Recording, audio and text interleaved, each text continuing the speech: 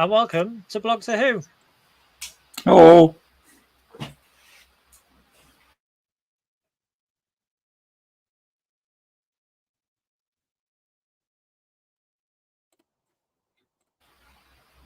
Happy New Year, everyone. Susan, Happy New Year. Peter. Happy New Year. Happy New Year. Did everyone have a good festive period? Yes, Yep. yes, we did. Yep, that was very good. Family home. My son was home for a good few days in a row, which was a novelty. So it was great to see him, and just generally had a good time. At the in-laws, okay. So, or the outlaws, whichever way you want to call it. Yeah. We're obviously all wearing our lovely Lavazzi product. Yep. Yeah, big fan of their Christmas jumper range. Susan, you've got the latest one, which I got the latest one. Okay. So if you work for BlogtorWho, you get a free. I send out Christmas jumpers for the team. So Christmas jumpers every year. Okay, and not free, but we did get a discount. So thank you very much, Lavazzi. I think I pronounced it right. I don't think I've ever heard anyone say it. Have I, Peter? No, I don't think I've even written for them, and I don't think I've ever heard it said out loud. I've just seen it written down all over the place. So I assume it's something like that anyway. Yep, and the hat is great. Yeah, like Susan was saying, she's got she sent us all the current one that she is modeling for us with the hat, and there's a scarf as well and everything. So yeah. Okay. Really Well, I think I'm giving up on the hat because otherwise my brain is going to melt. Okay. Did anyone have any other winter hat? Yeah. Any other Doctor Who Christmas gifts? Oh, there we go. Yes. We've got 2 mugs. Yep. Yeah, I like There we go. I had the latest animation Oh, cool. DVD. So yeah, some good features. Yep. So I got a few Target books as well, including the new. My wife got me the new hardback Robert Hack illustrated novelization of Rose, which was very good. Actually, we're handily enough getting stuff that we can review at a later date. We can get around to looking through them. Yeah. So Happy New Year to everyone watching live on YouTube now. Welcome. We are going to talk the Church on Ruby Road. Now, Susan, you had the honor of writing the review of this. So do you want to kick us off with your overall impressions on the Church on Ruby Road? So I thought it was a fun, family-oriented Christmas episode that was great. It was a great introduction to Ruby. I thought she was great, and Ncuti did extremely well as the Doctor. I loved seeing him jump across the Victorian things. He just jumped that very perfectly, and then who sees a ladder in the air and goes, "Babes, let me go for that," or whatever the line was. I thought that's great. But yeah, I thought it was something fun, slightly scary, kind of a fairy tale, as I said, for the Christmas season. So we've done the Lion, the Witch, and the Wardrobe. We've done the Christmas Carol, and now we've decided to do goblins stealing babies. Yeah, a bit grim for a Christmas day, but a bit of a change in sort of tone. We've had Daleks the last couple of New Years. So, Peter, would you agree it's very much a Christmassy episode and nice to have it back on Christmas Day as well? Yeah. No, I mean, it is nice to have it back on Christmas Day. I do think, I mean, like I defend the previous run on a lot of things, but I do think it was a mistake that they dug their heels in about the New Year's Day thing. I think it was worth trying, because if you look at the way viewing figures were going over a few Christmases, like it looked as if just generally Christmas Day was sort of dying and no one was really watching television on Christmas Day anymore. And New Year's Day was the new Christmas Day. So it was worth trying, but it didn't work. And then they just sort of dug their heels in. So it was very good to have it back on Christmas Day, kind of where it belongs, really. And it was just, it was a super Christmassy episode. It felt quite Christmassy with, babies and a sense of goodwill and family about everything. Yeah, I'd agree. Yeah. No, I mean, I thought the episode was fine. I wasn't blown away by it. Liked that it was Christmas Day again. It was, something to watch after Strictly and not just turn off the telly this year anyway. Yeah, I think the Goblins were an interesting choice, and I don't think they were perhaps as effective as they could have been, but we'll get into all that. But for me, the standout was Ncuti. First full episode of Ncuti Gatwa as 15. Where should we start with Ncuti? I mean, you've already mentioned the jumping across rooftops and the thing with the snowman falling off the building, which apparently was a late edition based on that from Disney. So, and I can completely see that. And we obviously get Ncuti in this short-lived outfit. Just in the hat, just to annoy cosplayers. How are you going to cosplay this? I do feel bad for people that had already run out and bought that costume after it was unveiled as his official costume, and then it turns out to be. I mean, I know maybe it'll pop up again at some point, but it looks as if it was in about 90 seconds of one episode. I think the jacket will last, but I think that may be about it. Do you know what I mean? The tweet on like the check on check thing, I didn't really work for me. That one that he just wears briefly into the pub, and that's it. I do think the leather coat will last a bit, and they've already started doing that thing that it's quite Tenant like in that now that they've unveiled a couple more costumes, it's like that coat matched with a different polo top from the same company. Or that with trousers that are the same cut, but they're in a different shade of blue. And the trainers that he wears in this episode, he wears the same brand of trainers in a later episode, but in a different color scheme. So like there is starting to solidify like a look of what his silhouette is, if you know what I mean. Yeah, I love the jacket though. Yeah. I mean, I do wonder if we'll get a sort of timey-wimey.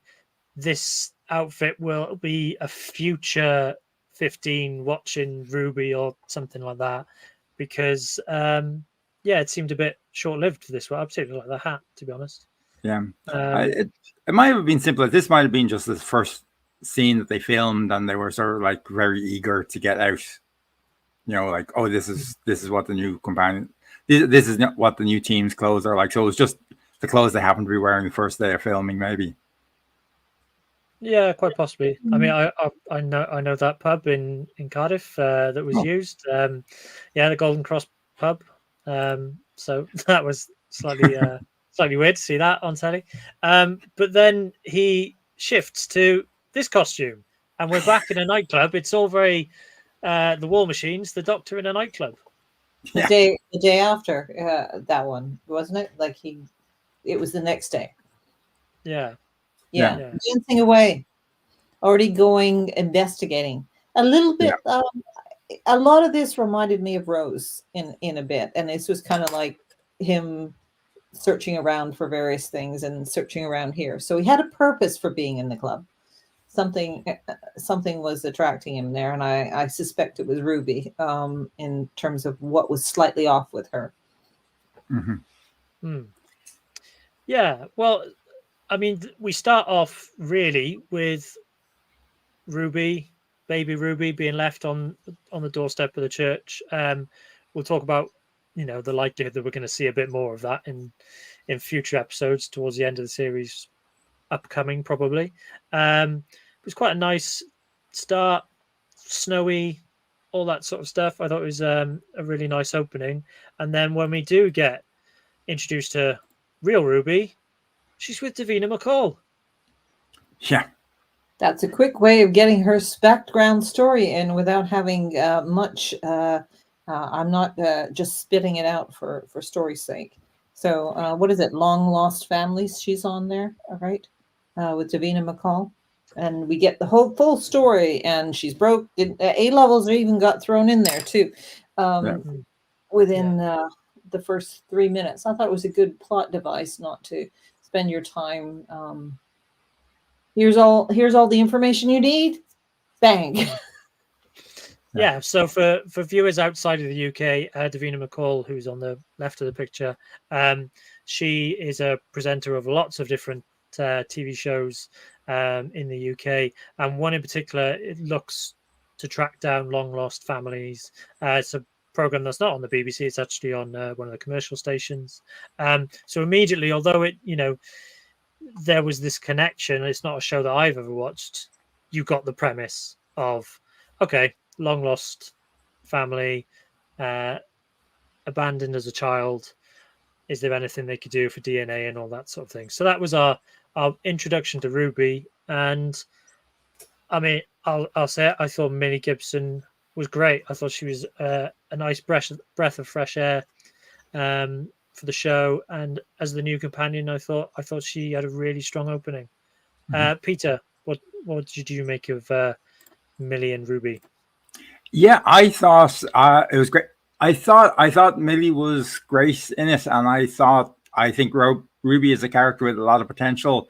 I did feel like we've hardly touched the surface on her. We hardly know her yet. We've been introduced to her and her family dynamic and her history. It doesn't feel like we know her as a person an awful lot yet. I mean, if you go all the way back to Rose, it feels like with Rose, we knew exactly why she would want to travel with the Doctor. We could tell that like she was sort of like bored and felt held back by the life that she had. You don't really get that with Ruby. You don't have that clear sense of who she is and why she wants to travel in the TARDIS. But like she's a really charming, compelling character. Like she's fun to be around, which is kind of what you want at this stage, I think, just to inject them into the story and have a bit of fun with it. Susan, I mean, for me, she feels a bit like Clara did. That sort of initial setup of there's a mystery behind her. Do you think that kind of adds to it, or was she strong enough as Millie Gibson as an actor and as a performer to engage you anyway?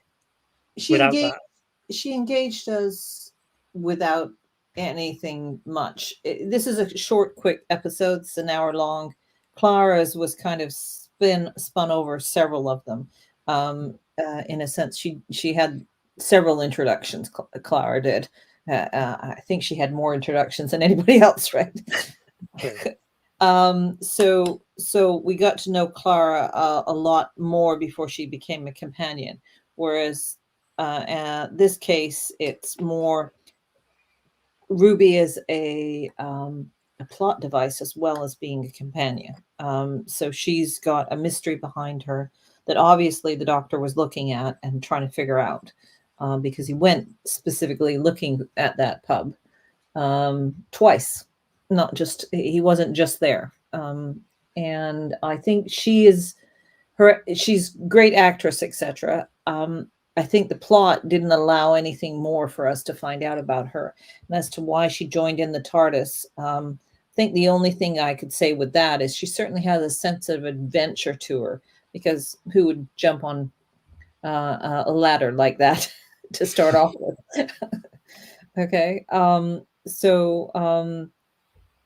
Yes, I think there's more to introduce her, but I think he's got way too much planned for her as a character in terms of her backstory to have got it all in there. Does that make sense? Yeah. Yeah, I agree. I do think in terms of the Clara comparison, I think a big difference is that I know you said that the Doctor seemed to be checking out, trying to discover what the mystery was, but I didn't get the sense that extended any further than the Goblin situation itself. I didn't get the feeling that he thinks that there's some big, huge mystery behind her, which is actually, I think it's a key difference with things like Clara, because particularly when Moffat was there, there was a thing that, even the Doctor was saying that he always knew that there was something off with Amy because of the duck bombs. Like, why was she in a house that was so big? That there was a reason why he invited her to travel with him. And I think that's kind of a key difference, where you feel like Ruby's backstory is going to come into play at some point in creating an arc. but it feels very different, like almost, not to overstate it, but a little less creepy, if you like, that you don't have this situation where the Doctor obviously knows things about his companion that he's not telling her. Well, I think he didn't know. He's not known things that he's not telling her, because I mean, the beginning set of the episode is actually not, is in the wrong time, where the once upon a time thing and the mother dropping the baby off. That Doctor is from the future, where he's gone back to try and fix the problem after Ruby disappears. So he's not the Doctor just before he went into the club, right? So he's that Doctor. So I don't think he knew about the goblins before he went and saw Ruby in the club. I think there was just something that was attracting him to her, in a sense. So that's the way I took it, is he didn't actually know about Ruby until he went in there, stood there for a few minutes, and then kind of honed in on her in the next night. Yeah, I think more than most episodes in recent years, certainly, the Doctor's kind of learning as he goes, and is very clear that, you know, he's understanding how the rope network works within the Goblin ship, and he's trying to understand their language of coincidence and luck that, you know, the Goblins are trying to manipulate, because that's what they feed off. And it's those sorts of ideas about, oh, he's not actually got a plan specifically for this situation. He's making it, well, he's not making it, but he's, you know, learning as he goes and reacting to that, which was quite refreshing, actually. Yeah, well, I think the universe has changed. I think I wrote that up in the review. This isn't, in the past, it's been like the Doctor is just somewhere, some character in our universe that we just don't see. But I don't think this universe is the same universe that we're living in right now, in a sense, because the language of luck and the language of ropes and the fairy tale aspect of it, it seems like it's done a change, and we're now seeing more of a fairy tale version instead of pseudoscience per se. I mean, learning the language of luck, the idea that he put salt down in the 60th anniversary, and that's changed the world, and the toy maker saying that all his associates, was it, or something like that, are going to come back. I think. Okay.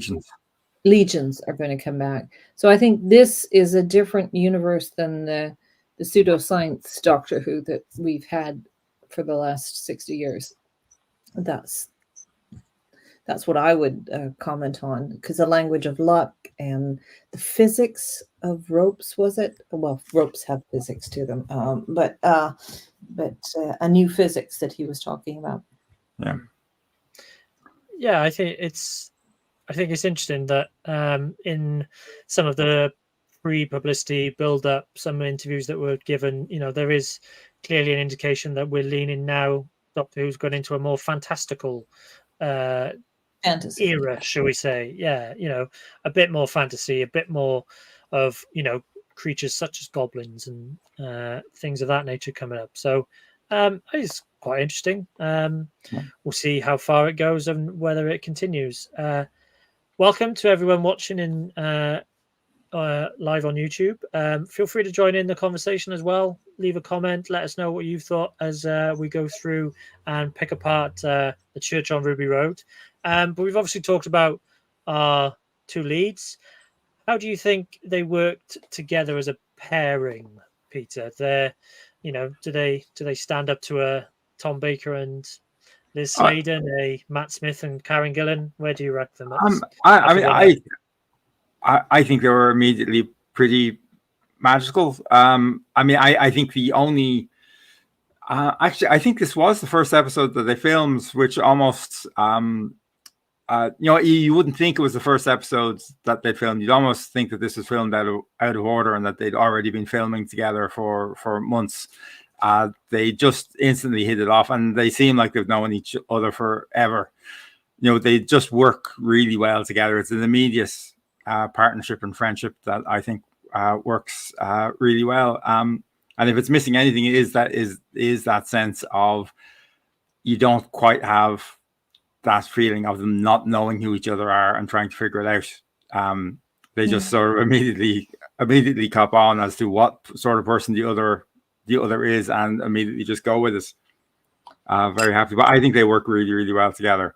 And part of it, I think, is, I mean, in Ncuti's case, it is unusual that this is his first proper episode as the Doctor, but like he has gotten, I don't know how long the back end of the giggle was, but he's already had something like 20 minutes on screen.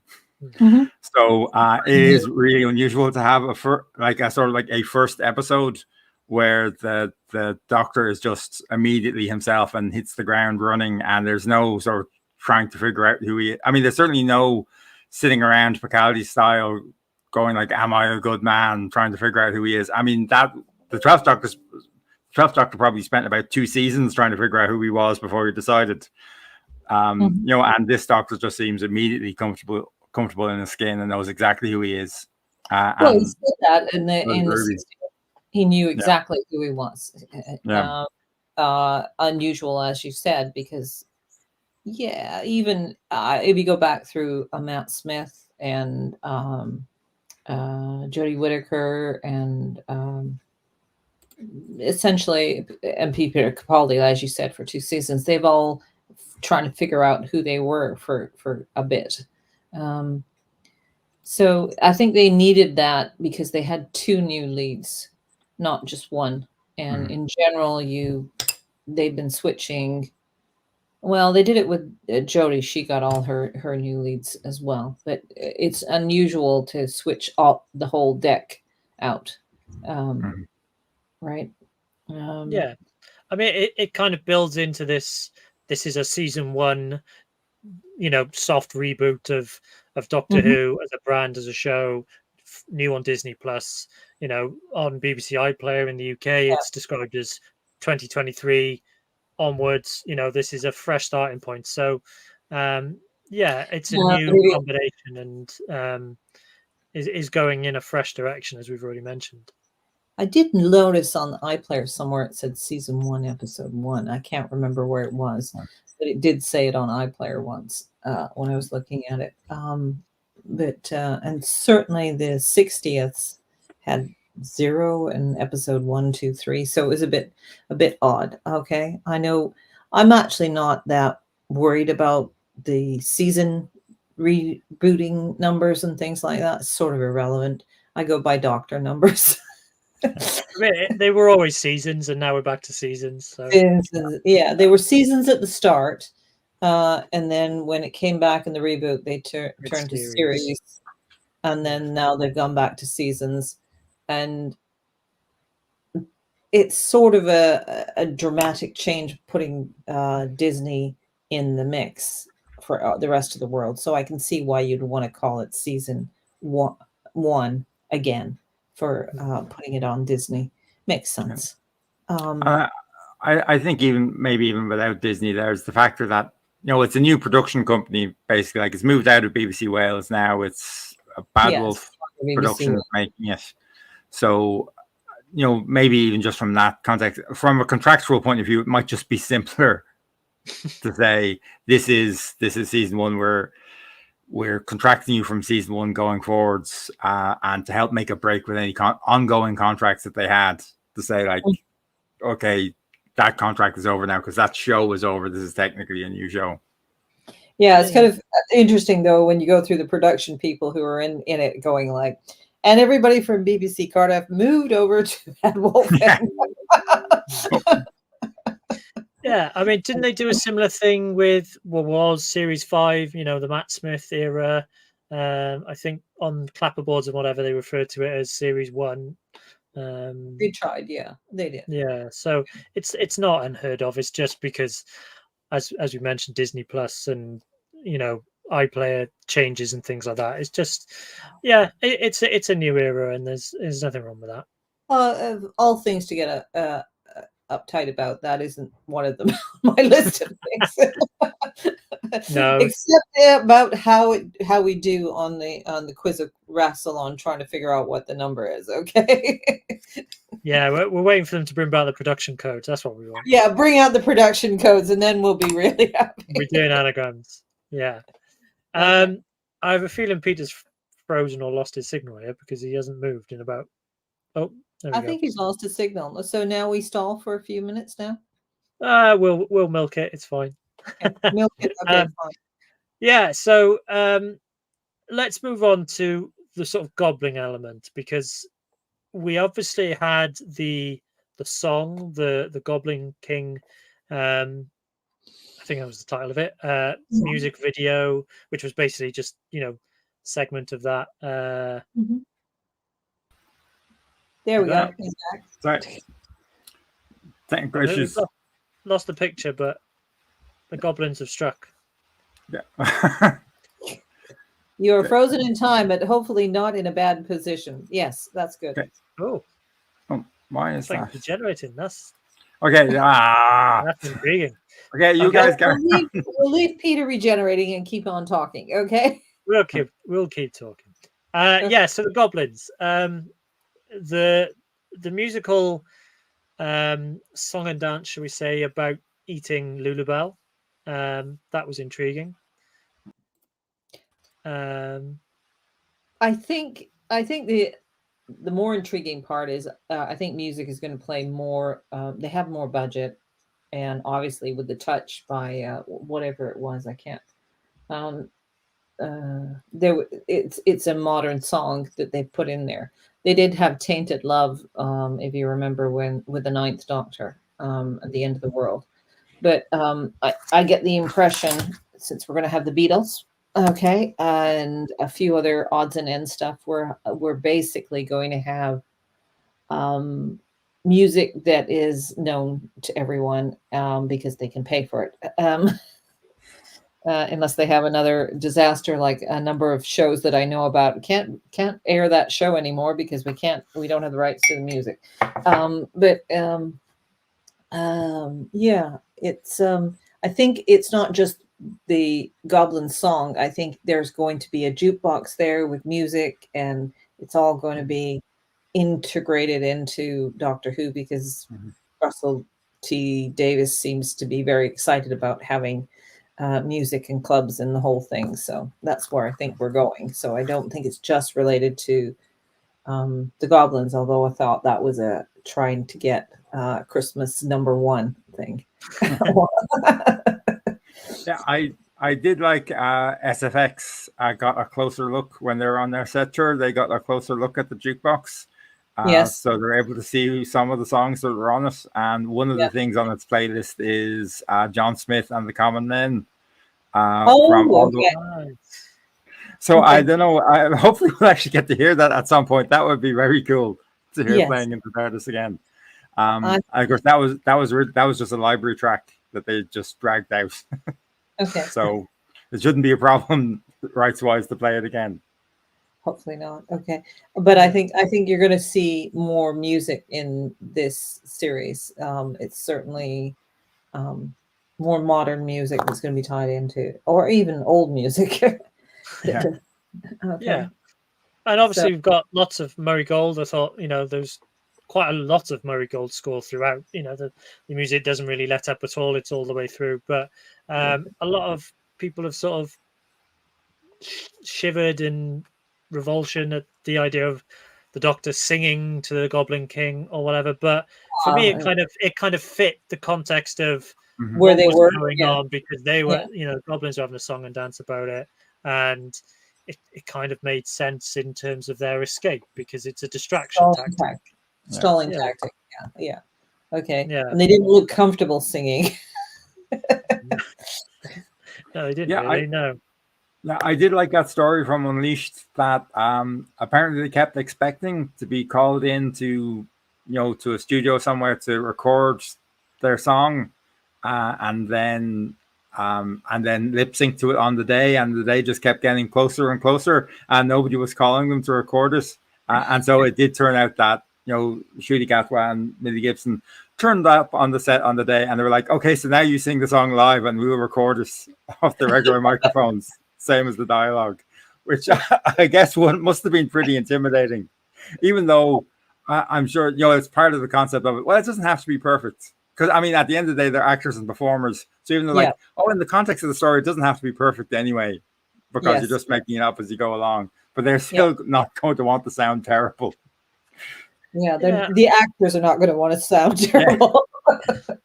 Maybe I couldn't sing one key. I mean, from a directing point of view, you don't want it to look too polished, because it's supposed to be off the cuff. It didn't look too polished. Okay. Yeah, that's kind of what you want, really, isn't it? I would have thought if it was too over rehearsed and a perfect rendition of their song, then it wouldn't have rang as true as it did in, the fake reality of the situation, I suppose. And it did sound like picking up the lines. I did like lyrics-wise, though, how the Doctor's actually scans really well. Because, I mean, I guess, well, first of all, he's a genius and he's used to just improvising his way out of situations anyway. Like, singing his way out of a situation isn't that different from talking his way out of a situation. He does that all the time. But then when it's Ruby's turn, she sort of cheats more, like the lyrics of her bit, like she rhymes you with you. Or she even it's something like she rhymes you with, oh yeah, pleased to meet you. She rhymes with diddly deet you, which doesn't mean anything. Yeah. But like it's more obvious that like she is just like not knowing what she's doing and just trying to get out of the situation. Yeah. I think there were a lot of I'm sorry. I think there were a lot of good little things like that made it humorous in the episode. And I do think those kind of impromptu they seem impromptu, but they're not. They're written into the Davis's script, and he does a very good job for that in any of the shows he does. And I think that kind of humor has been missing, that feels kind of off kilter and things like that. And I think that was one of the things that was standing out in the episode. Yeah, Doctor Who's always struggled with this balance between the humor and some quite dark subject matter. I wasn't a massive fan of the Goblin King song, if I'm honest, because it's so against the idea of them preparing to eat a small human. It's not exactly what I expected on a Christmas Day cheery kind of adventure. It was quite dark, really, and I think I preferred some of the lines, as you say, Peter, in The Doctor and Ruby compared to what the Goblins were singing, because some of it just made no sense and was a bit all over the place. But it fitted, the environment and this sort of more fantastical feel that we're going for with the show. Yeah. I was sort of expecting a bit of he's behind you. It was a bit more of a panto type thing. Yeah, more of a bit panto. Yeah, that's very true. Yeah.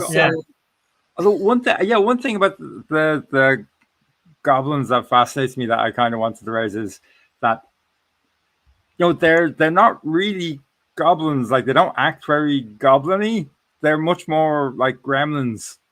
And that the whole thing of like with the World War II pilots, like that came about because they were saying like, oh yeah, there's these little creatures that they live in the sky, and when you're flying in the sky, they board your plane, and then they start to mess around with stuff and break machinery and make things go wrong, and that's why planes are crashing or things aren't where you left them.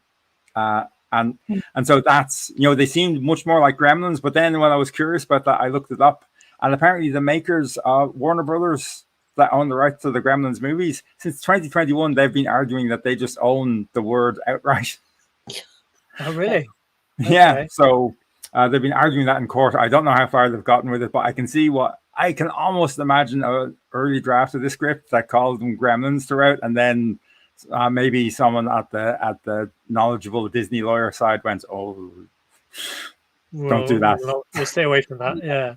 I mean, we might win that case, but let's not do that anyway. Yeah.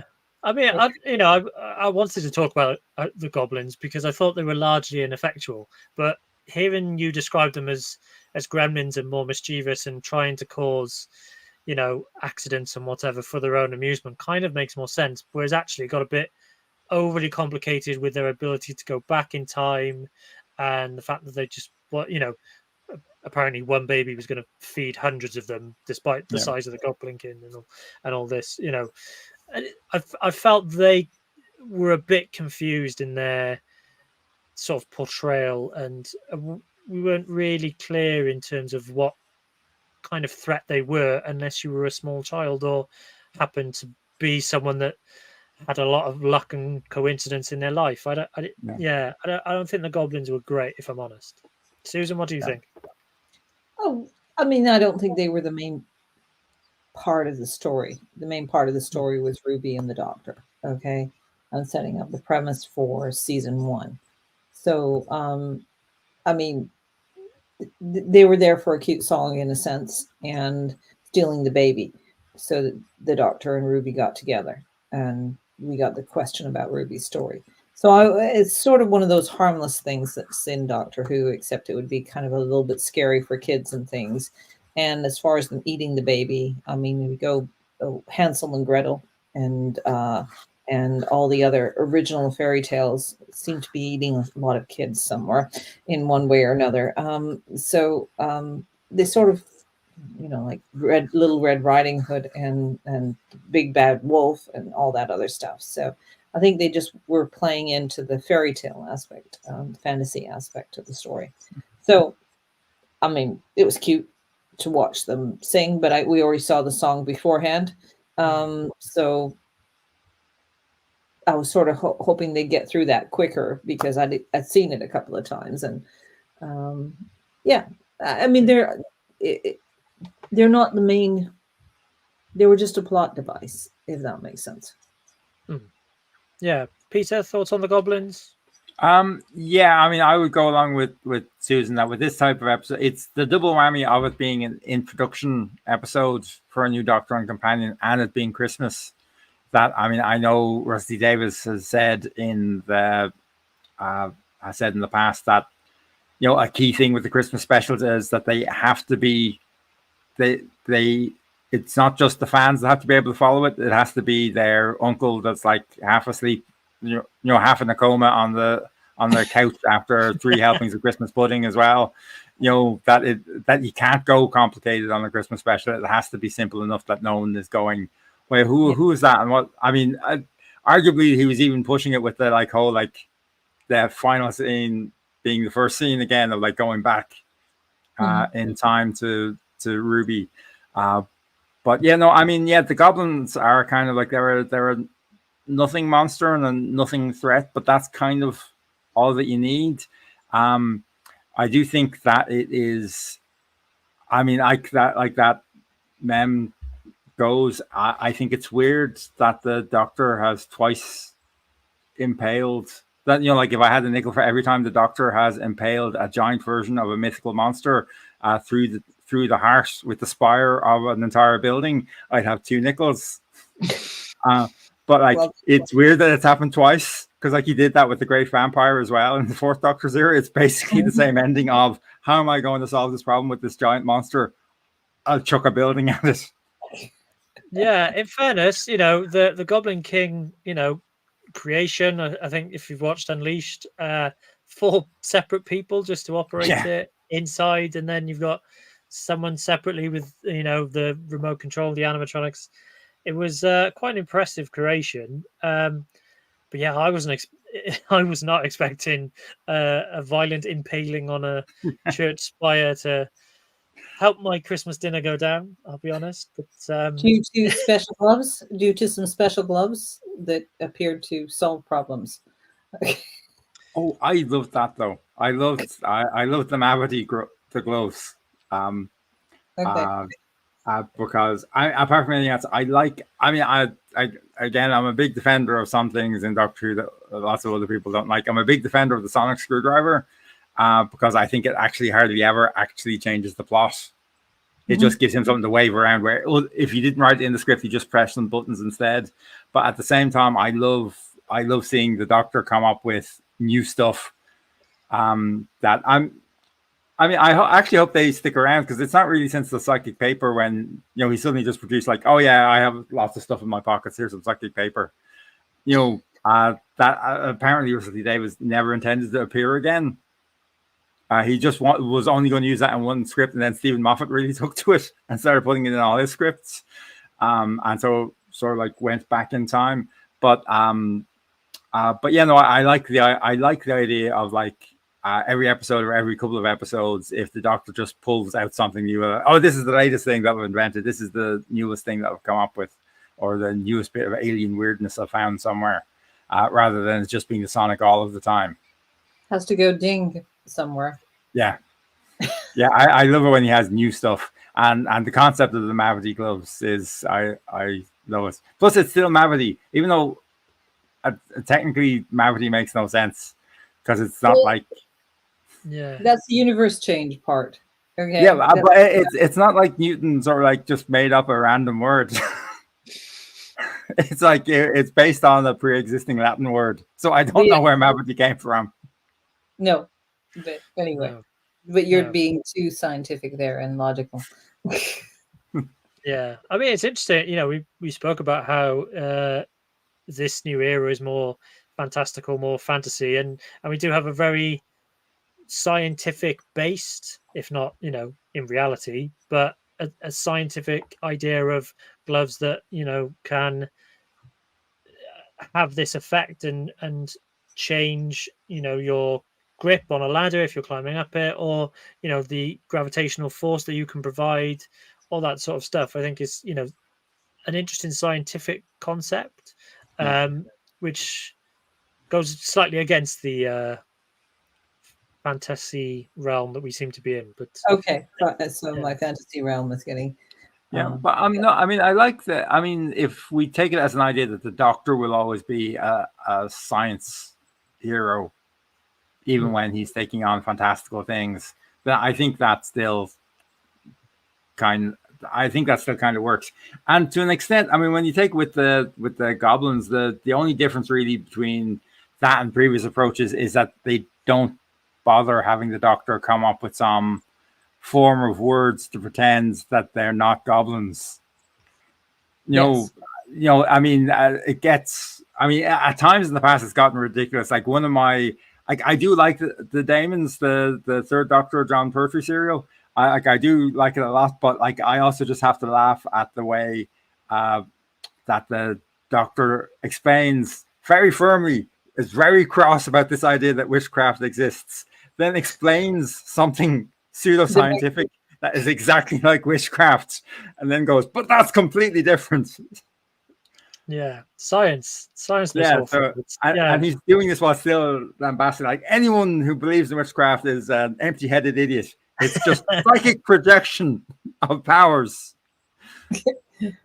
passed down through the DNA.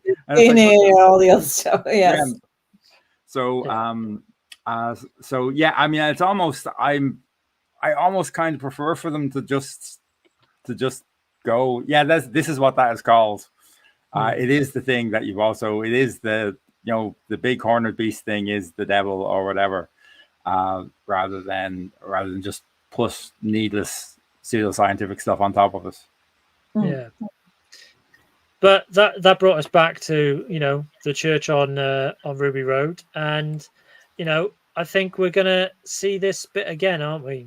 Realistically, we're gonna have some sort of revisiting or whatever it might be of this scene, and baby Ruby being left on the church step, and who left her? Yeah, who was the person that left her? That sort of thing. It's going to come up again, surely, isn't it? Yeah, and there's no DNA throughout the whole Earth base, whatever. So they're sort of implying that there's something odd about her. I mean, personally, I'd love for this person to be Davina McCall. That'd be tremendously timey-wimey and some wonderful. That would be a great effort to try and round that circle off. But okay, of all the wild suggestions, and there have been loads of wild suggestions about who that might be, That is quite possibly the wildest and The also my wildest one favorite. I've heard, yes. Okay, I have heard the 13th Doctor because she has the hood on. Yeah. I think there's been the 13th Doctor. There's been Missy. There's been Ruby herself. Obviously, is really popular. Even though you can almost hear Christopher Eccleston screaming, "Don't touch the baby!" at her. Yeah, I mean, looking at these or boots, young Mrs. Flood, I think is another guess. Yeah, I mean, of course, anytime an unidentified female shows up in Doctor Who, people are going, "The Rani." Yeah. So at some point, I guess they have to be right. Yeah, I do wonder if those boots, and the cut of those trousers could be a Jodie Whittaker. I was trying to figure that out, if those were trousers or a long skirt, because I didn't go back and have a look, but I was wondering if it's because of the cut of those. I thought they were trousers to start off with, and if that's the case, they looked a lot like Jodie Whittaker's kit. I mean, that would be great. I mean, that would beat Davina McCall for me if it was a Jodie Whittaker. Yeah, but as just Jordan. Thank you for watching. Thank you for subscribing. Mrs. Flood as well, going to be something that weaves through the season, I think. So if we're going to do wild speculation, then who's Mrs. Flood? The Rani. The Rani. That's what I was going for. I even wrote that up, okay, didn't I? It's more of a running gag at this stage. It's hard. It's that sort of question is hard because, I mean, I guess people have more access than ever before to past Doctor Who, but it's the balance of you want it to be, is it going to be someone that at the end of the day, most of the audience go who when they reveal who it is. So I feel like it can't be someone that goes back that far. Unless they start to plant the seeds to let you know who they might be during the season. Like the Master. Yeah. Well, I mean, I thought the way that when the Master came back in Series 3, they played it very well. That like it wasn't up until the point, it was all just in the look on the Doctor's face when it looked like it was another Time Lord. And then he looked absolutely horrified by the idea that it was another Time Lord. While Martha was just going, but that's good, right? It's good that there's another Time Lord. And he's like, it depends on the Time Lord. Depends on the Time Lord is, yeah. So I think that worked really well. So I don't know how they'd handle it. If it feels like it couldn't quite be someone that that we haven't seen in decades, unless they do a lot of work to reintroduce the idea of why that's an interesting thing. I mean, if she was to suddenly turn around and say like, "I am Omega," then like a bunch of the audience would be going like, "I don't understand why that's important." Yeah.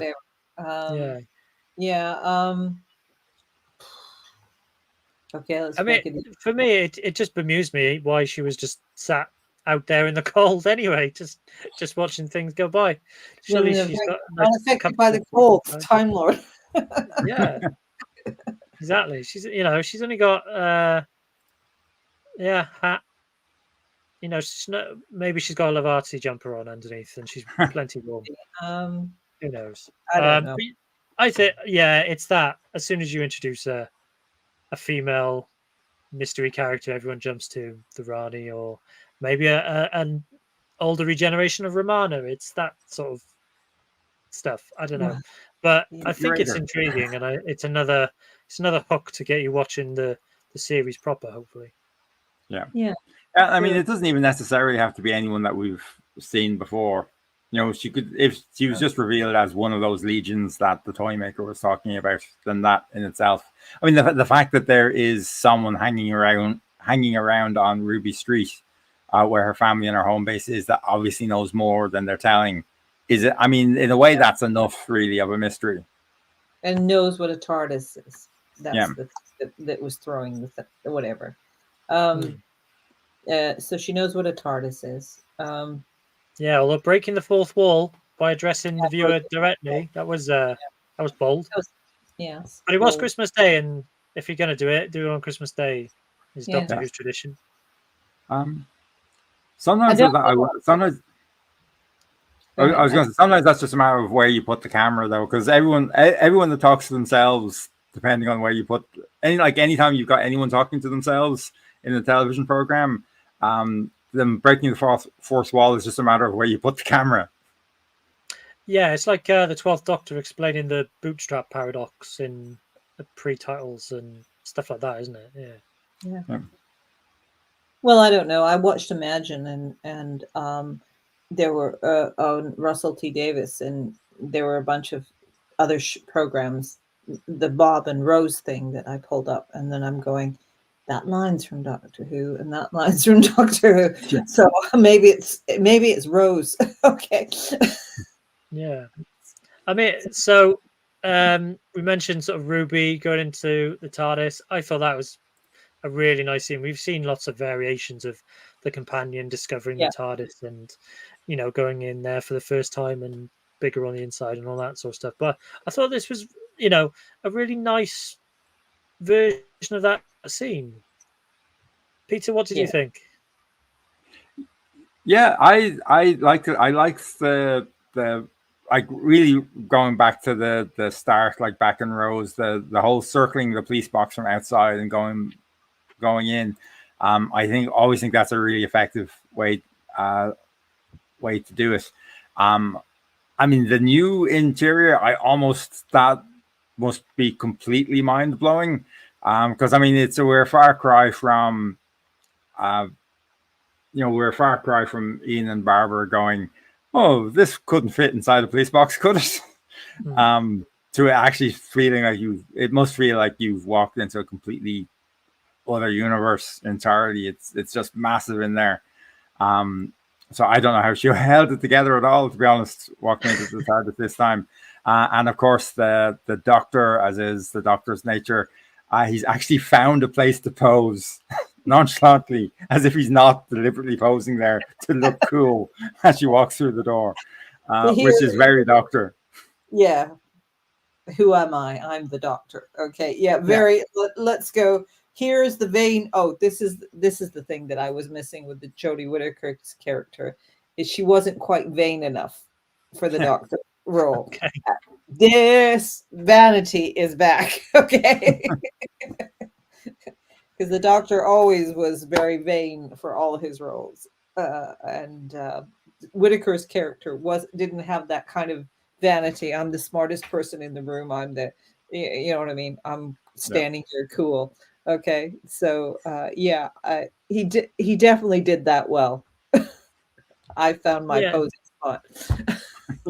Yeah, I think we've mentioned it about the Doctor's supposed to be the smartest person in the room, and that's kind of been belittled in the last couple of episodes with, particularly in the Star Beast, where male presenting Time Lord, you don't understand this.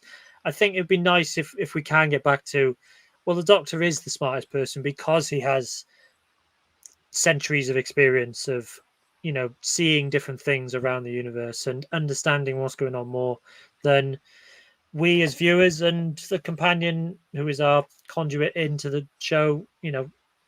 Hopefully we'll get a bit more back to that.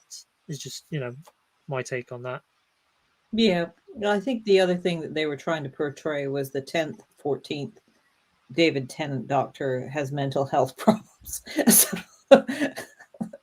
So he's got the confidence that in the 14th Doctor the 10th had. So that's what I took out of that. But the kind of slightly arrogant, he is a Time Lord.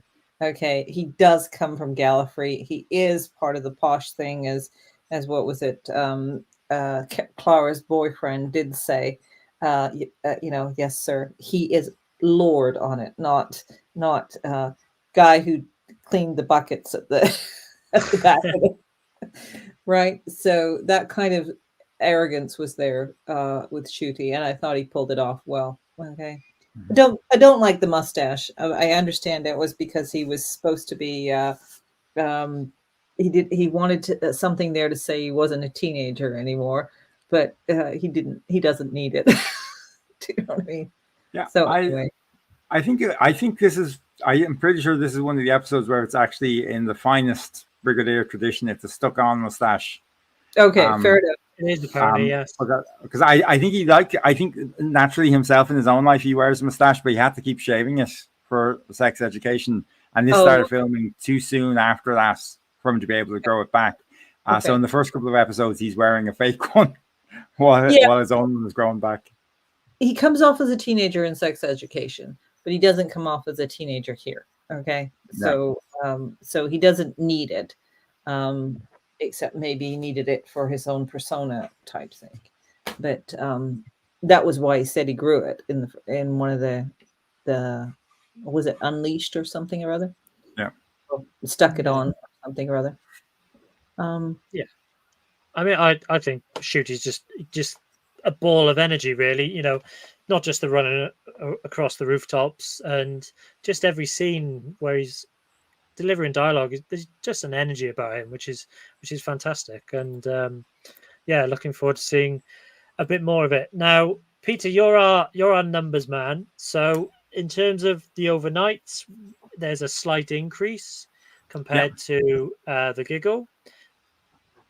Obvious comparisons are being made with previous Christmas specials, you know, Voyage of the Damned with massive viewing figures and all that sort of thing.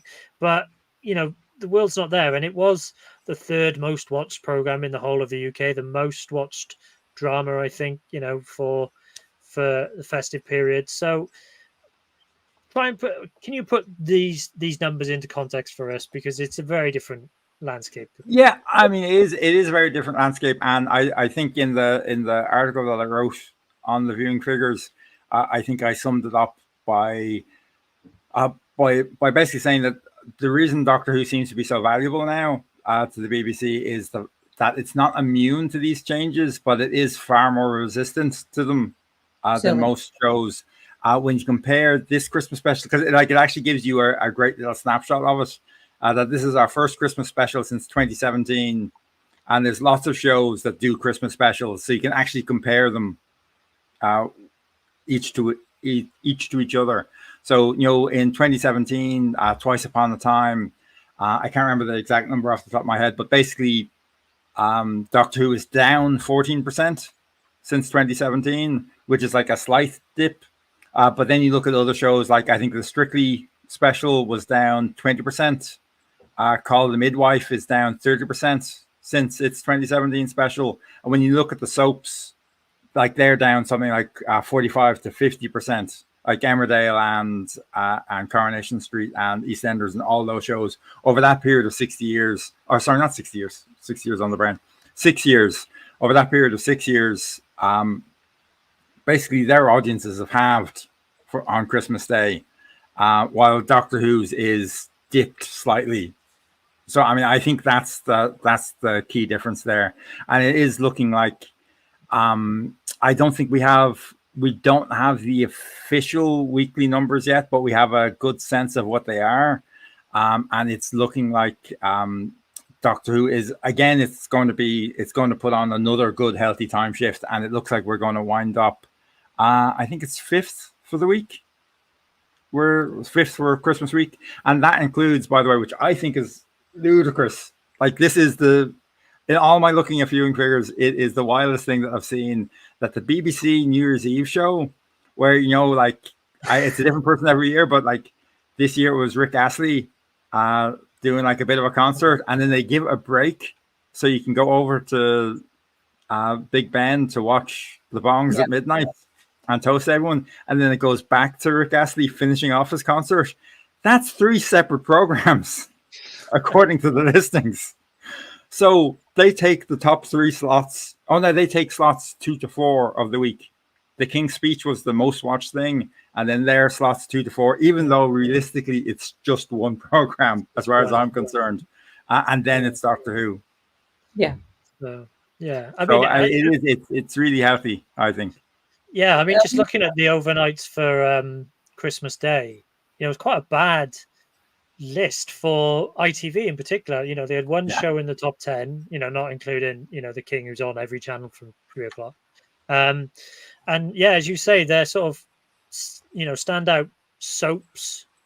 Coronation Street, Emmerdale have 40 to 50% drops in their overnights alone. So Yeah, I mean, it's a fascinating topic, and it's something I think we will talk about quite a lot as we go on. Just Jordan's commented.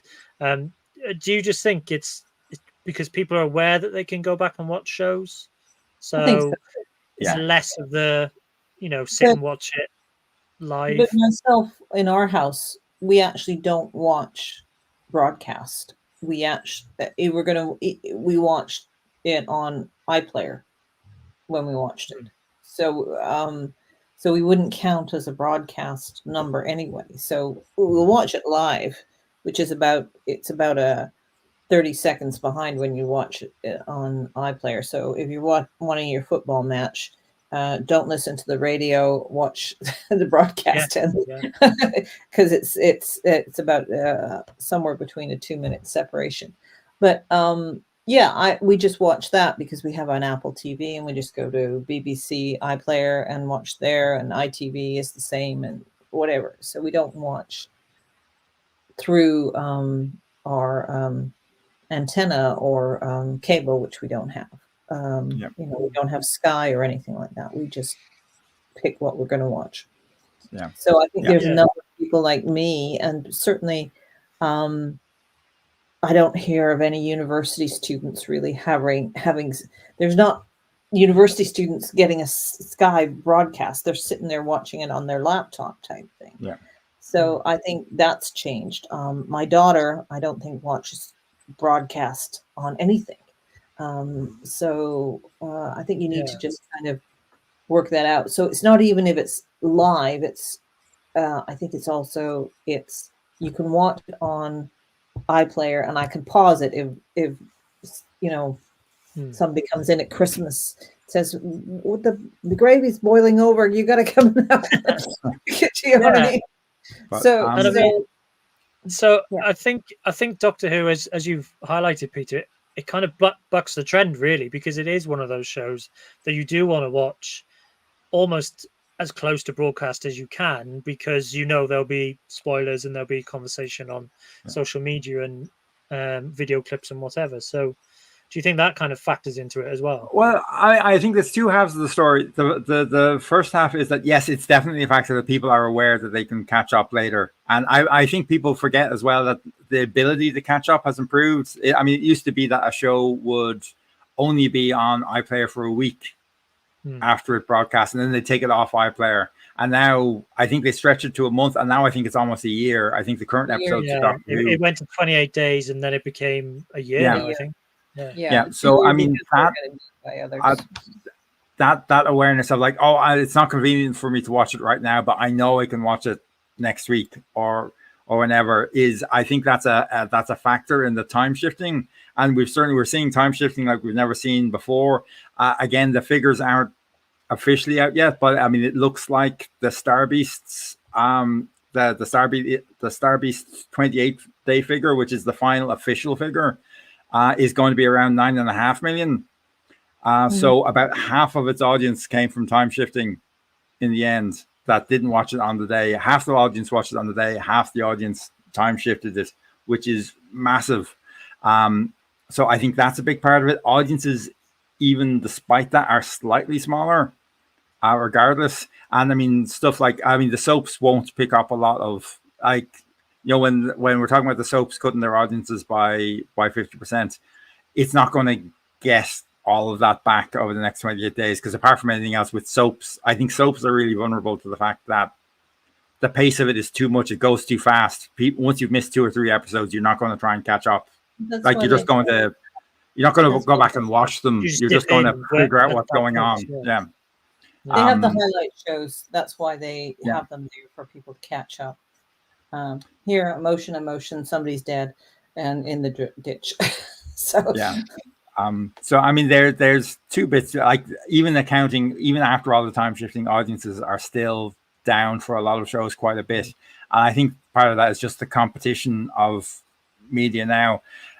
Partly streaming, not entirely streaming, because when you actually look at streaming being included in Barb numbers, which they are now, like the viewing figures will include them, any individual show there is, like, even the ones that are trumpeted a lot, like the Star Wars shows or the Marvel shows or any of those, they don't actually get massive viewing figures in the UK.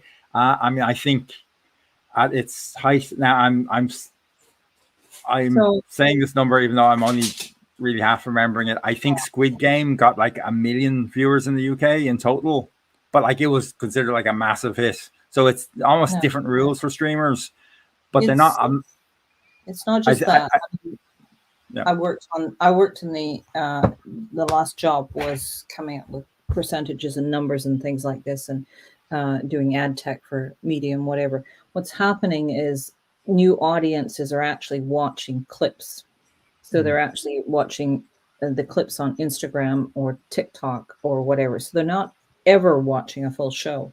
They're now going to kind of these little highlight things and watching the fun bits of it and not ever watching the full show. I mean, things like The Voice and Strictly and everything, they make much more out of the YouTube stuff and the ads that they get from the YouTube area. So we were in trying to figure out how we would put ads in help them put ads in streaming stuff and things like that, that they had on the Instagram and TikToks and iPlayers and things. But my daughter is a good example. She spends forever with memes, GIFs, and short little clips, but never completely watches the full show. I sort of its attention span has deteriorated, so the whole episode is not coming as important anymore. It's these little short bursts of attention. I think that will change over time because it's a viewing audience that changes. But the introduction of TikTok and Instagram have made a huge break in storytelling, which is sort of sad because a 2 second or 5 second joke is not really that entertaining, and it's something that there's a lot of research into as to why it has deteriorated from a full story into I mean, to make a similar comparison, I watch a lot of professional wrestling. There was a big event on Monday Night. Monday Night Raw is every week, but it's a 3-hour show, over 3 hours. The big thing that happened this week was Dwayne "The Rock" Johnson made a surprise appearance. Now that clip on YouTube will have done tens of millions of views. Yes, but that's only one segment of the 3-hour show. That's So these shorter clips tend to be what companies focus a lot on because it means they are generating traffic. It's just not the same as viewing figures. And they're doing AI to identify which ones of those clips that you can actually put on TikTok and Instagram to get the whatever. So now we're talking about what I was doing for a job before for the last several years. But definitely the deviation is moving to in those little clip type things as opposed to long shows. That doesn't mean it's everybody, but certainly the younger audiences between the ages of 14 and 25. Then I think you settle down into wanting to understand a little bit more, but there's a huge chunk of that audience has disappeared for little clips. Okay. I mean, I think that's different. Personally, I think it's a fascinating topic, and perhaps we'll do a specific. Talk about it a long time. No, I mean, maybe we should do a whole episode where we just break down how viewing figures, and the numbers change because, Peter, you've looked into this quite a lot, and I just find it fascinating. So perhaps we'll do that in the future. Yeah, and I always do think it's fascinating, but people read too much into it sometimes because it's almost like the performance of a sports team. You can read too much into it. Like with a sports team, it can be, ultimately the important questions are like, well, are we going to win the league? And if we don't win the league, are we going to get relegated? And everything between that is just a talking shop, really, in terms of what the fans talk about. Yeah. And it's kind of like the same in Doctor Who has never.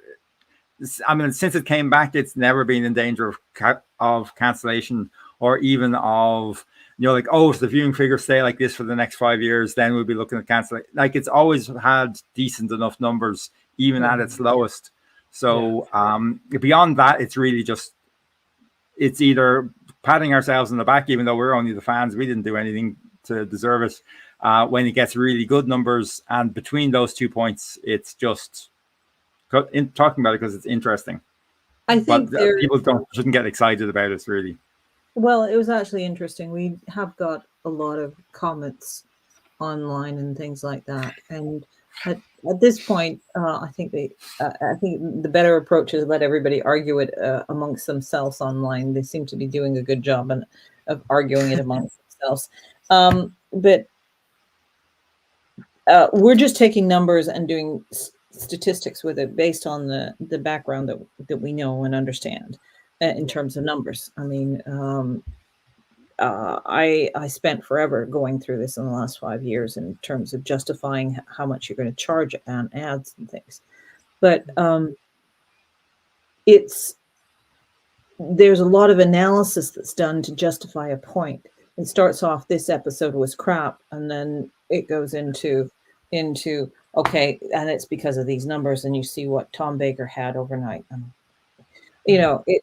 then you have to go through the analysis, understanding of all the changes that have happened and how the fragmentation of the market and the different source of media and everything like that to start being able to get an understanding and justify where it is. I mean, the place where that goes to is the justification of the cost of the ads that go on.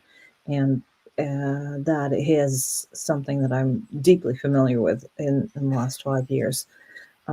So we're not coming up with an agenda to prove. We're just basically saying that, and Peter's doing an excellent job, but we're basically saying that it is doing well, even when it's doing badly. It is doing better than most things on the list, because everything is going down. And that's something that has even existed in, Jodie Whittaker's time, when people were saying this was the worst thing since sliced bread, whatever.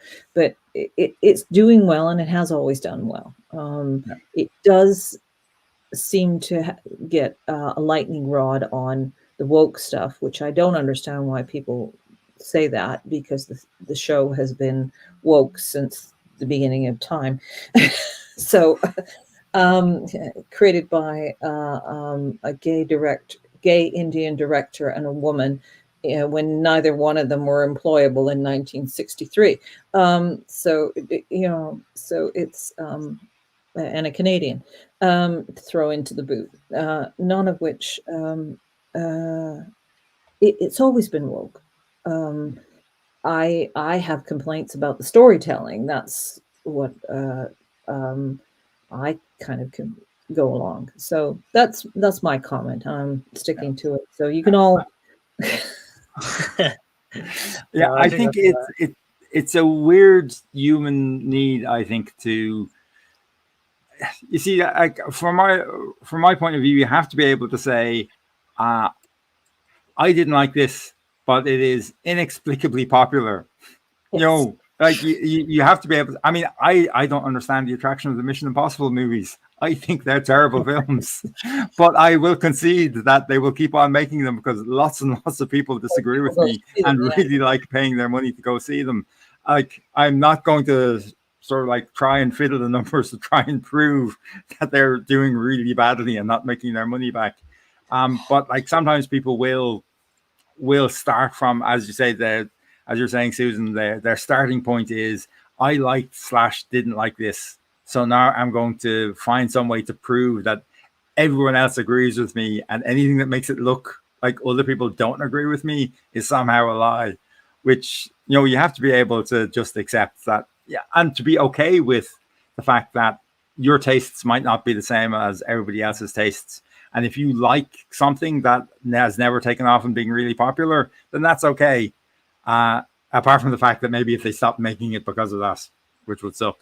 But or like if you didn't like something that is popular, it's okay. Maybe you don't understand why it's popular. Maybe you don't understand why millions of people were watching Mrs. Brown's Boys there every Christmas for a few years. But it's okay that other people did like it. I'm a celebrity. Please cancel it. Yes. Yeah, actually, that was one of the things that we got, that people were complaining that Doctor Who was failing in the ratings if it couldn't be I'm a Celebrity. And I don't know what to tell you. I mean, we can say that it doesn't make sense that I'm a Celebrity is so much more popular than everything else on television. It certainly doesn't help that when it's on 7 times a week, so it completely blocks out the whole top 10. But I mean, it is, and that's just a fact of life. There's no point in complaining about it. And I've never watched one show of I'm a Celebrity get me out of here at all. I couldn't tell you even what station it's on, but it is very popular. I haven't watched a full show of Strictly either. I've watched dancing things because there's talking in between, and I couldn't care less about it. I watched the dance. Maybe they put the dancing bits on TikTok. Yeah, I mean, I watched the dancing, and that's it. I don't want to hear how they had a hard time getting ready for the. Yeah, I just want to see how they danced. I mean, I think we've just barely scratched the surface on that kind of discussion, and perhaps it's something we'll save for another day. But I think overall, Church on Ruby Road is a thumbs up from us. And perhaps we'll be back and we'll break down the next time trailer as well, which is quite fun. Yeah, we should do that one. I think that might be the next time we stream. So thank you, Susan. Thank you, Peter. Thank you, everyone watching. If you are live streaming or if you're watching us back, please feel free to comment on the video, share, like, subscribe, all that sort of stuff. And we shall see you all again soon. Say bye-bye, everyone. Bye. Bye, everyone. Bye-bye.